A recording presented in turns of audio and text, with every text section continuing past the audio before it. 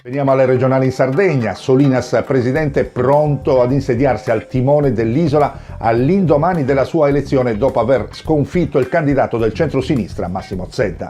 Sulla composizione della giunta Solinas ha spiegato che inizierà a lavorare in tal senso subito per accelerare alla composizione dell'esecutivo. Intanto Zedda non ha ancora detto se resterà sindaco di Cagliari o sceglierà di sedere in consiglio regionale. Chi invece ha deciso di andarsene prima del tempo è il primo cittadino di Sassari, Nicola Sanna, del Partito Democratico. Deluso dal risultato elettorale, si è dimesso.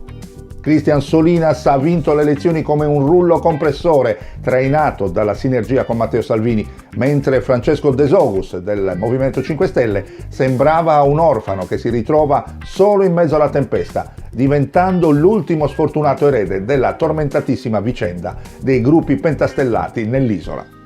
La storia si ripete, Matteo Salvini ha trainato Solinas esattamente come fece Silvio Berlusconi con Ugo Cappellacci e ha trasformato la candidatura del suo pupillo nel volano di un inedito partito franchising, un nuovo modello politico. Il PSDAZ porta in dote le sue forze e la sua infrastruttura e si alimenta grazie all'immagine della sua casa madre, arrivando quasi a triplicare i consensi delle elezioni politiche.